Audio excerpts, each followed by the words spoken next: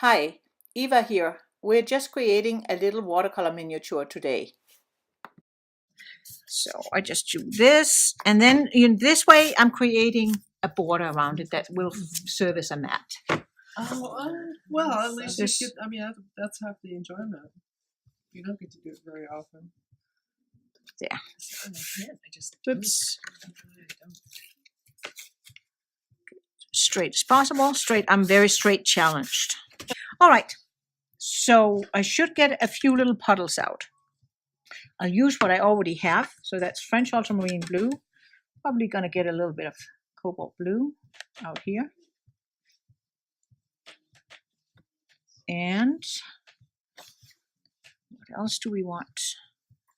Use that for my dirty water. And should get, let's use a different red. Let's just use this one. That's my Quinacrodone Red, which is in my palette is my true red. And what is this? Quinacrodone Red. Quinacrodone. Yeah, Quinacrodone Red. We'll get some of that out. And then I want to have some yellow, because I haven't used yellow all day. And I happen to love the yellow that I have on my palette. Is called transparent yellow. This one looks so ugly when it's in there. Isn't that weird? I should probably clean up a space for it. Yellows, because it's such a light color, it gets dirty really fast. So that's the one you want to be extra careful that you don't pollute it with dirty brushes and stuff. So you can see I try to be pretty careful that I don't stick a dirty brush into my wells here. Out here it doesn't matter, it's, you can do what you want. But here is my yellow. Look, wow, completely different, right? Yeah, it's a miracle. All right. So, and I already have a little bit of the burnt sienna there. Hey, there was another just example of, my water was kind of purpley, right? And now I stuck, because I had rinsed out my blue and my red in it, and then I rinsed out my yellow. So basically all three primary colors, and look what we got. Mud. Muddy, muddy mud. Or neutral. Or neutral, yes. Okay, so I'm kind of feeling I might need a little bit more of the French Ultramarine Blue. Okay, so I'll leave that in the brush. And then I'm going to take a big old brush and just wet the whole thing. There. And I'm going to take this brush. Let's continue. All right. So I just did a yellow stripe here. I mean, this is just fun. There's no rhyme or reason. It's just what I feel like. That's what I do with these little things. So I felt like a little yellow there. And now I'm going to feel like a little red. And I might even give it a little red on both sides. Why not? There. And we know red and yellow are going to make lovely oranges. So there's that. And then I have my blue brush here. So let's take some blue. And I might even take a little bit of the Cobalt Blue there. Put a little bit of cobalt in here.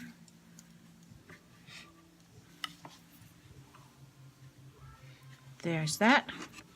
And I'm just going to let them run a little bit together. So there's a little muddy color here that I maybe want to take off so it doesn't kind of go muddy everywhere. So I just took a little piece of tissue and just kind of get rid of that little droplet that's going to want to mess it up. So I like to wipe my edges too, just while I'm watching it, like a hawk. So there's a little white spot there. I don't really want that. There. Can you see how they're blending, doing their thing? Fun. So now, while that's just settling in a little bit, I'm going to grab one more color, and I'm going to put it out with the French Ultramarine Blue, and that is Indigo. Indigo is a super fast mover. It wants to dominate everything. Yeah, it's really dark. You can see is it very staining? very staining. So it's a color you want to be a little careful with, but it's wonderful for darks. Wonderful for darks. So let's see here. So I'm going to go and do a couple of these little guys here. And you can see that could possibly, what about here? That could, and you can see everything spreads right now because, you know, everything's wet. So I'm just kind of, I'm having some evergreen thoughts here. Can you see? Some little evergreen thoughts. I have quite a few of those. So here, and put a little bit more darkness down here. Maybe another one there. And as things start drying, you can see they start holding more.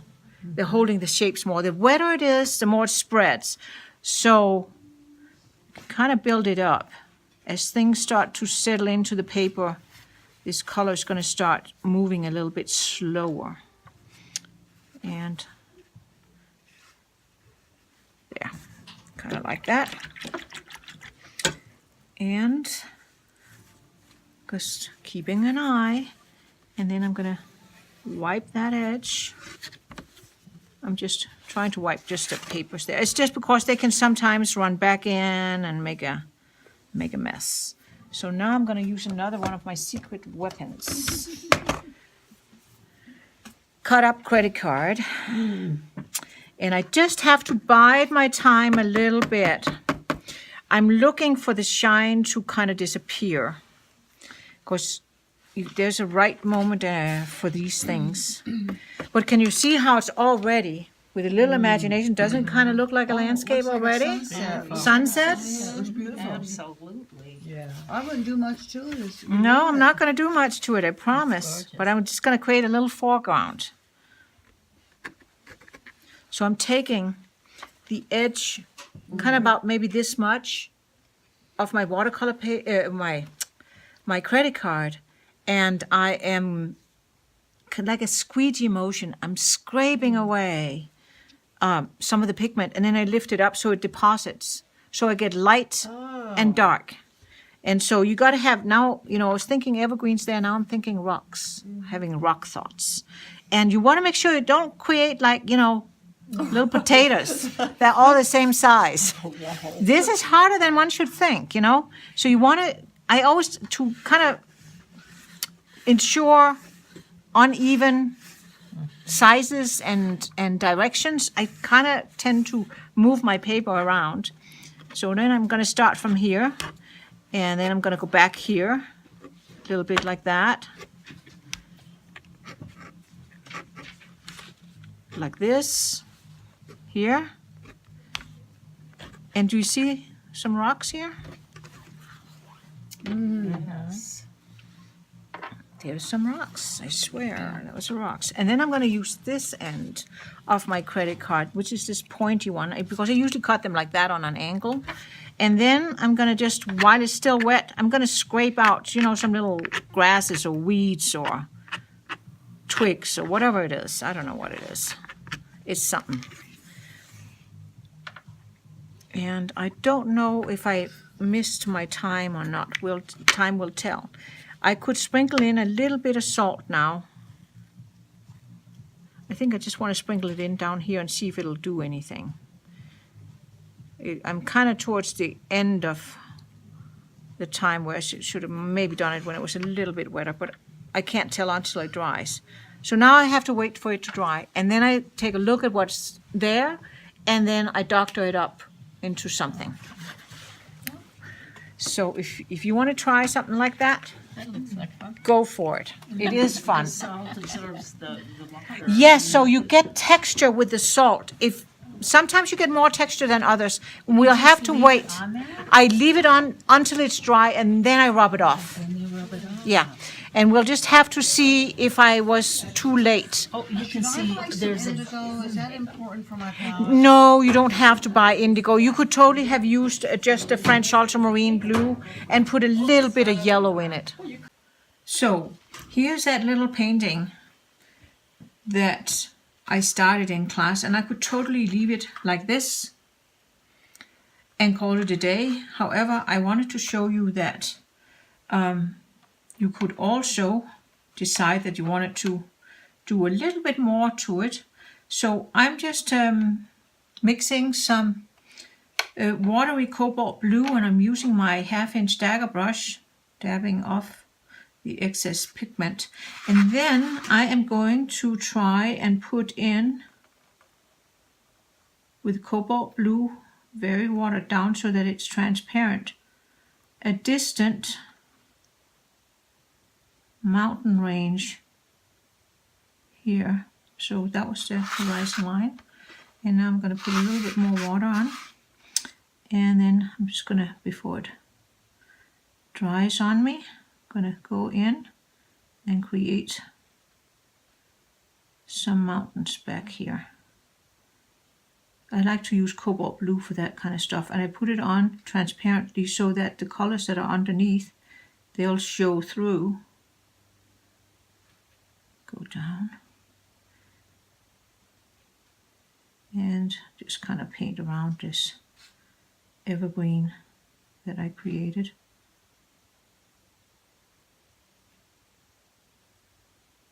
And before it dries, so that goes down, so then I want to go up here.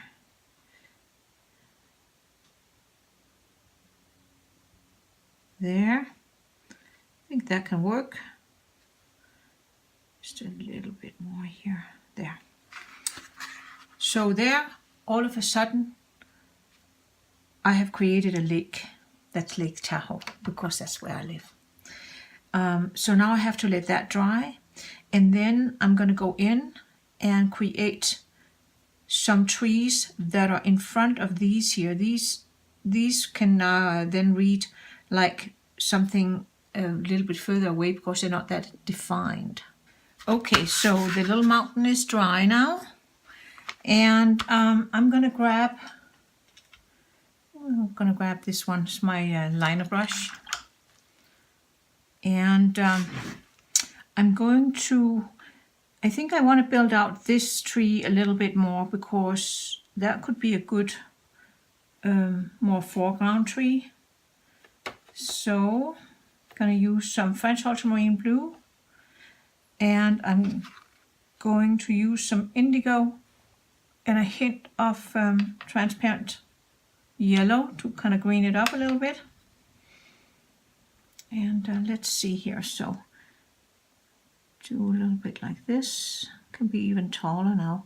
So I like to just kind of give myself, well, I have a little bit of a guide here, but so I'll use that as my guide for this tree that is now moving forward, because I'm painting it in darker and more defined than that fuzzy stuff we have in the background.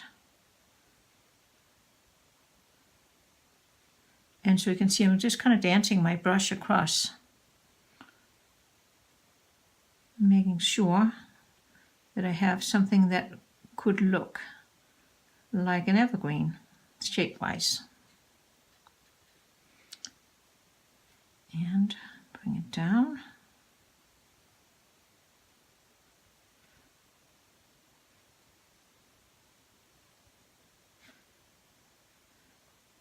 And I want it to come all the way down here.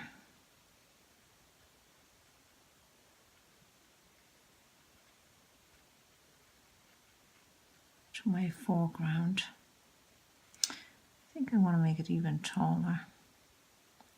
Fill it out a little bit more up there,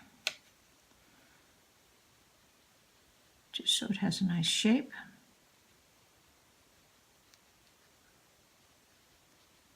Like that. And probably just kind of blend it out a little bit here at the bottom. I don't want you to look too closely down here. There. I think that's pretty okay. Might grab my credit card and see if I can scrape out a few little branch looking things. Just, I thought it was a little solid right here. There. And I'm going to water down color a little bit with some Cobalt Blue. Make it a little bit bluer and not quite as dark. And then dab. And then I'm thinking might just try to create a couple here. Here's another little one that could be.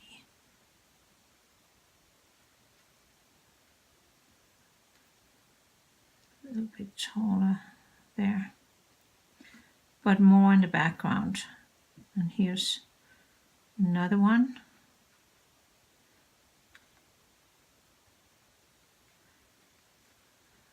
It goes down to about here.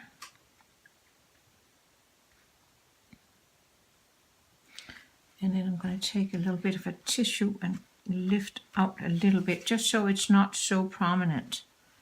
So it looks more like it's in the background. And now I think I need to do something to balance that out over here. So I'm just going to go with this shape that I have here. And bring that down.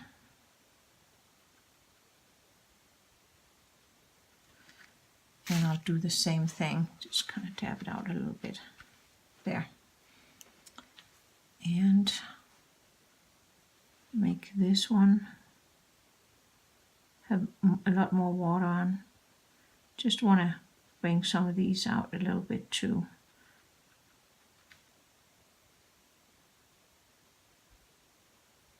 Like that. And then dab in a little bit for a little bit. Just kind of to connect the shapes here. I think that's pretty good. And grab a little bit of burnt sienna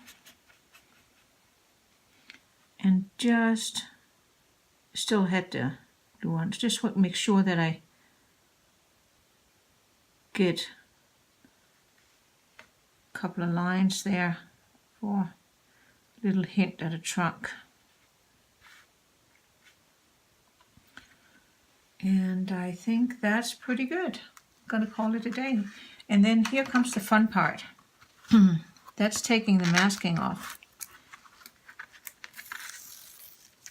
and reveal what we have. Normally I would wait until everything's completely dry, but it's only those trees that are a little damp yet, so I don't think it's going to be a big problem. And the top one. And be careful when you do this, don't rip your paper. So there we have it. Nice little miniature painting that took us very little time. So try that out and have fun. Happy watercoloring.